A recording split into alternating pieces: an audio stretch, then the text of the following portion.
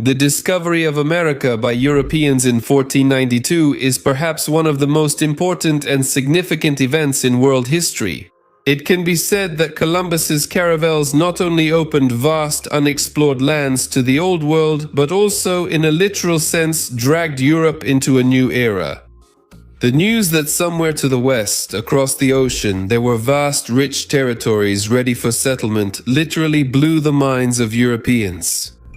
Columbus's journey had enormous consequences. In fact, it was this journey that gave rise to the Age of Discovery and later to the creation of the global colonial system, which fabulously enriched the European colonial powers but brought much sorrow to the peoples of America, Africa, and Asia.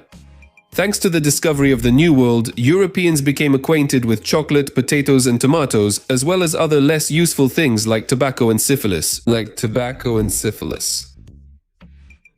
Columbus's expedition looked like a very risky venture from the very beginning, and for a long time no one wanted to fund it. Could it have not happened at all? What would have happened in that case? Would America really have remained undiscovered?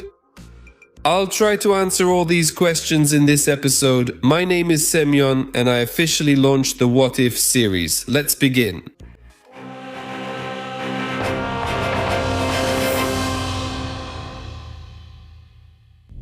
How did it happen?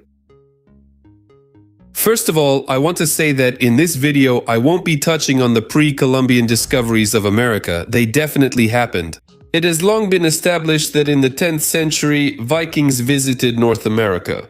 It's possible that even earlier, Phoenicians, Egyptians, Chinese, and even Templars visited the New World. However, the rest of the world never noticed this. That's why Columbus is rightfully considered the discoverer of America. Although until the end of his life, he never realized that he had discovered a new continent.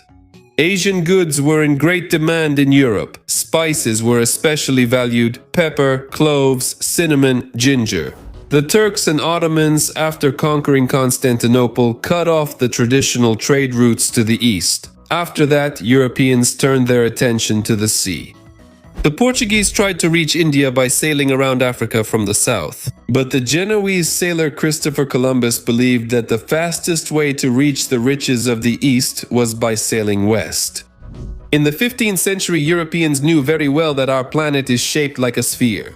And since that's the case, if a patient sailor set out from any Spanish port and sailed strictly west, sooner or later he would reach the shores of Asia. Columbus's idea was generally met with understanding, but when it came to putting it into practice, he had no luck for a long time. No one wanted to fund the expedition. The restless Genoese spent a whole 15 years searching for a sponsor. He was, in general, an extremely persistent and determined person. If it weren't for these qualities, he would hardly have made his journey. With his project, Columbus traveled to almost all the royal courts of Europe, but he was turned down everywhere. Only the Spanish monarchs Ferdinand and Isabella agreed to finance Columbus, and even then, it didn't happen right away. The future discoverer of the New World received ships only when the risk of losing the race for India became too great for the Spanish crown.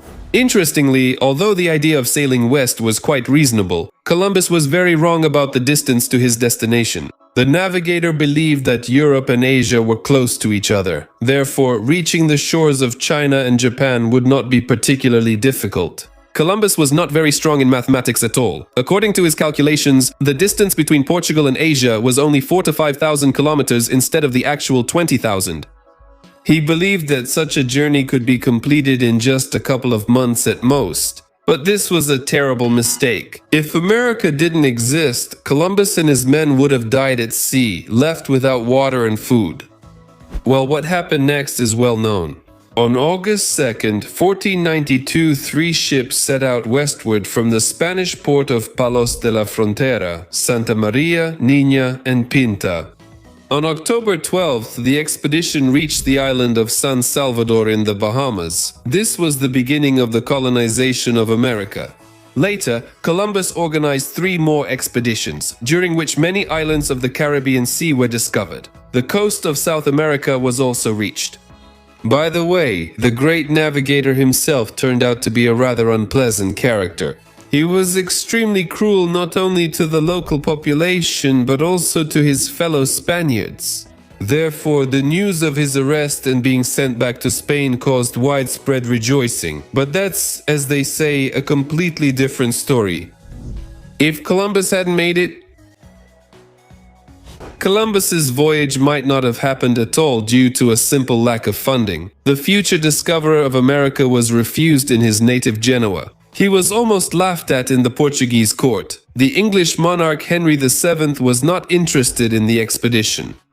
Even the Spanish royal couple initially considered Columbus's ideas to be hopeless. And it's not about the narrow-mindedness of European monarchs. A new trade route to India was desperately needed. But as for the project itself, the Genoese's calculations were full of mistakes. These mistakes were immediately pointed out by the geographers and mathematicians of that time. That's why no one was in a hurry to finance this seemingly doomed venture. And here again, the personal qualities of Columbus himself played a role. He was not only stubborn, but also a very charismatic person. He had unwavering faith in his undertaking. He managed to convince the Spanish Queen Isabella. After that, the expedition was given the green light. Now let's consider another alternative. Could Columbus have failed to reach America? Absolutely. Sailing is still a very dangerous occupation today. Back then, it was something akin to a heroic feat. Columbus set out to find a western route to Asia on fragile little ships, with a displacement of less than 200 tons. In the vast ocean, they faced many dangers: a strong storm, pirate attacks, or even just a sailor's mutiny. All of this could easily have prevented Columbus from reaching his goal. The expedition could have disappeared without a trace, and people on shore would never have known what happened to it. In that case, Spain would hardly have dared to send another expedition westward, giving preference to other projects instead. Spain without America. Rejecting Columbus's expedition would not have affected the race for India in any way, since the Spanish were already losing it. In 1498, the Portuguese rounded the Cape of Good Hope and reached the shores of India, gaining access to the coveted spices and other eastern exotic goods. In this situation, Spain would have only one direction left for colonial expansion: the African continent.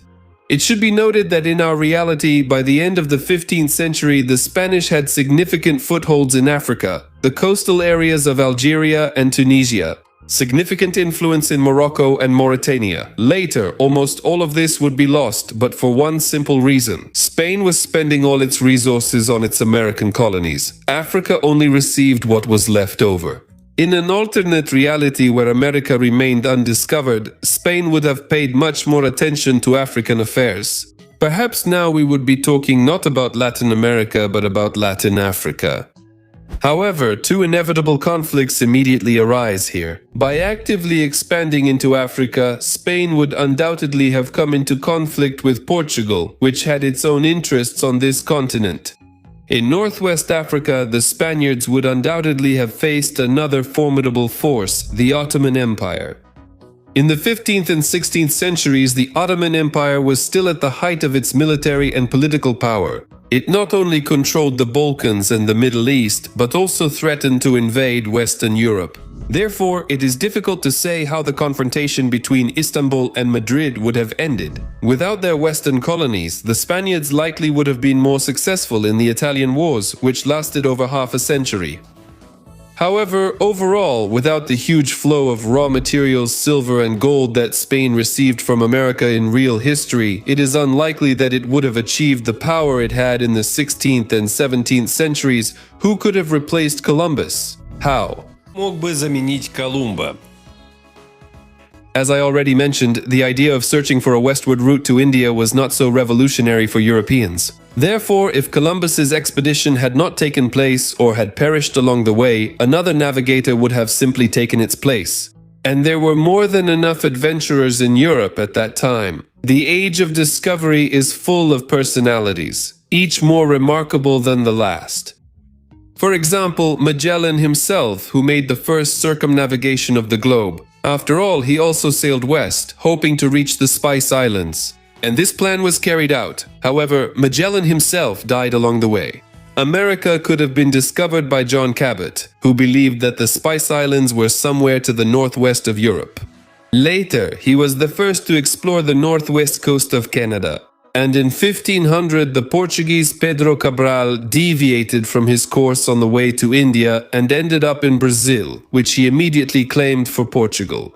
This list of alternative candidates could go on for a long time. America would have been discovered anyway, even without Columbus. Maybe 10 or 20 years later. Maybe 10 years later. By the 15th century, Europe was already primed for large-scale expansion, which continued for several more centuries. There is another important point. At the end of the 15th century, there were two great maritime powers in Europe: Portugal and Spain. But after some time, England, the Netherlands, and France joined them. If not for Columbus, the New World might have been discovered by a Frenchman or Englishman. In our real history, in 1494, with the mediation of the Pope, the so-called Treaty of Tordesillas was signed, which essentially divided the entire globe between the Spanish and the Portuguese.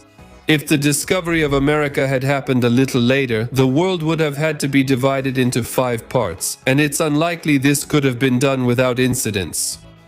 Perhaps under such circumstances, Colombians would now be speaking French and Peruvians would be speaking English. Who knows? What would have happened to Native Americans? Whereas about 50 years ago, Columbus's expedition was spoken of only in enthusiastic terms, now the tone has changed a bit. It has become fashionable to remember the indigenous peoples of the New World as well as the suffering that the Europeans brought them. Indeed, this is a tragic page in history, soaked with blood. Historians still cannot count how many Native Americans died at the hands of Columbus's men. According to the conquistadors, it was either 20, 30, or even 50 million.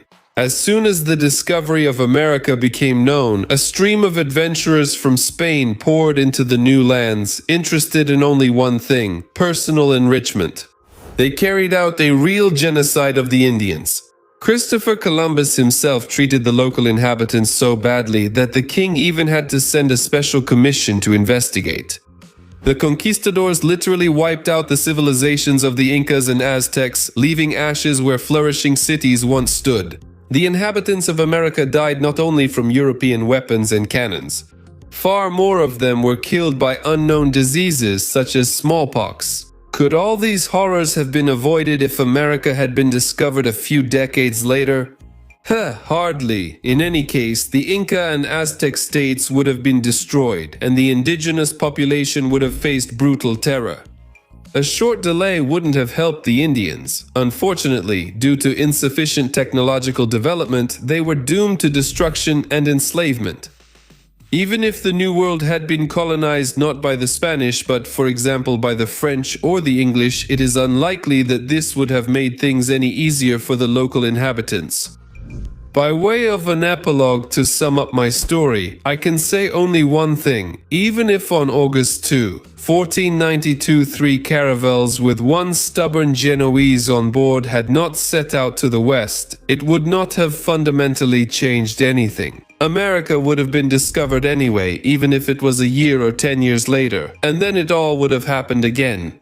There would have been cruel conquistadors, the ruins of Tenochtitlan, and caravels loaded with gold.